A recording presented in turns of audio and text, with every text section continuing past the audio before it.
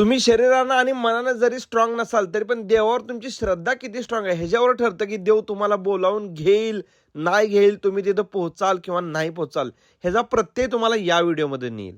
50 वर्षाच्या वयाच्या पुढच्या सर्व महिला गिरनार पर्वताच्या या शेवटच्या टप्प्यापर्यंत येऊन पोचल्या होत्या आणि आम्ही फायनली गिरनार पर्वतापर्यंत पोचलो सहज, ते आम्हाला कळालं सुद्धा नाही.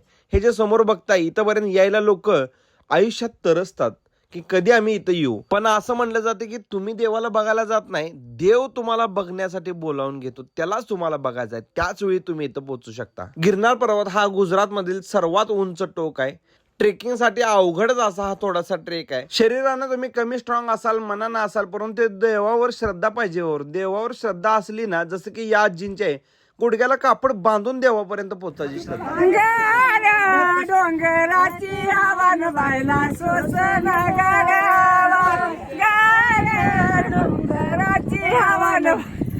आणि या सगळ्यानंतर देवाचं दर्शन करून आम्ही रिटर्न पायऱ्याने रिटर्न पोहोचलो सुद्धा. मला अजिबात वाटलं नव्हतं की ही लोक पर्वत चढू शकतील. ह्यालाच म्हणायचं देवावरचा विश्वास, आणि देव आहे. व्हिडिओ बघून तुम्हाला असं वाटलं असेल की किती मी थकलो, किती त्रास झाला. ही आजी बघा कडपर्यंत, हा माझ्यापेक्षा लवकर गेल्यात, माझ्यापेक्षा लवकर आल्यात. कमेंट मध्ये या आजींबद्दल नक्की लिहा.